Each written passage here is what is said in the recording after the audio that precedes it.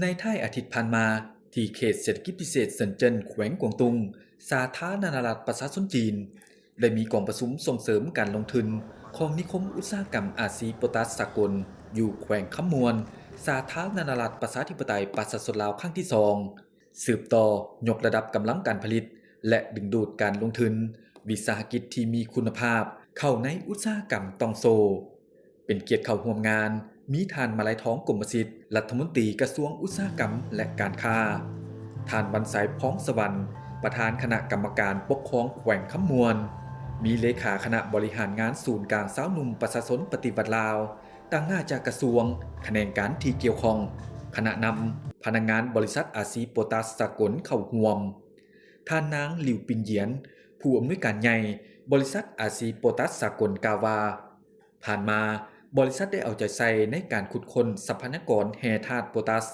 การผลิตและจำหน่ายฝุ่นโพแทสครบวงจรและเพิ่มทวีสร้างยุทธศาสตร์พัฒนาอุตสาหกรรมบ่อแฮและเคมีภัณฑ์ยกระดับกำลังการผลิตให้กลายเป็นผู้สนองฝุ่นโพแทสระดับสากลพร้อมนั้นก่อสร้างนิคมอุตสาหกรรมอัจฉริยะอาซีโพแทส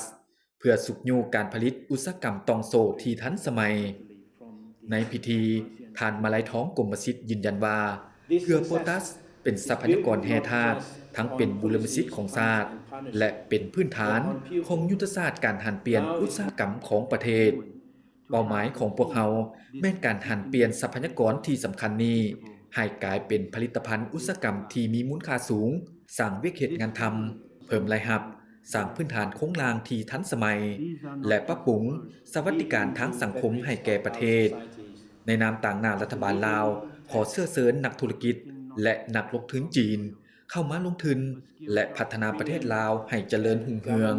ยืนยงและเป็นมิตรกับสิ่งแวดล้อมท่านวันไสพ้องสวรรค์ได้กล่าวตื่นว่าแขวงคำมวนมีความอุดมสมบูรณ์ไปด้วยทรัพยากรแร่ธาตุและมีวิสัยทัศน์ในการพัฒนาที่จะกลายเป็นฐานอุตสาหกรรมพลังงานและอุตสาหกรรมปรุงแต่งแร่ธาตุที่สำคัญของชาติต่างหน้าองค์การปกครองแขวงแสดงความมุ่งหวังว่าจะได้ร่วมกับนักลงทุนเพื่อพัฒนาขยายตลาดและสร้างโอกาสทางธุรกิจภายใต้การเป็นพยานของการนำกระทรวงอุตสาหกรรมและการค้าแขวงคำมวนและภาคส่วนที่เกี่ยวข้องของลาวและจีนได้มีพิธีเซ็นสัญญาลงทุนใหม่16โครงการอยู่นิคมอุตสาหกรรมอาซีโปตัสสากลรวมมูลค่าหลายกว่า 1.08 ตื้อดอลลาร์สหรัฐคาดคะเนรวมยอดการผลิต 1.82 ตื้อดอลลาร์สหรัฐต่อปีโดยเน้นใส่อุตสาหกรรมตองโซเซนเคมีคลออัลคลอไรด์เคมีโบนินเคมีถ่านหินแฮบกซิต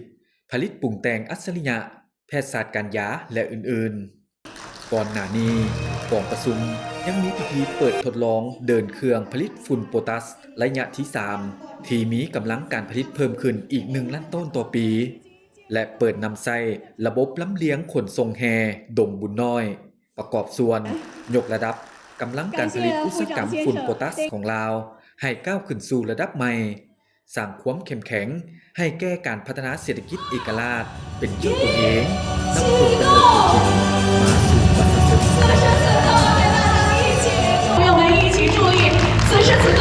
สู่ประชาชนภายใต้หัวข้อระบบนิเวศอัจฉริยะเสื่อมโยมอนาคตกองประชุมส่งเสริมการลงทุนของนิคมอุตสาหกรรมอาซีโพแทสที่จัดขึ้นอยู่เขตเศรษฐกิจพิเศษเซินเจิ้นแขวงกวางตุงประเทศจีนได้มีการเซ็นสัญญาลงทุนใหม่16โครงการ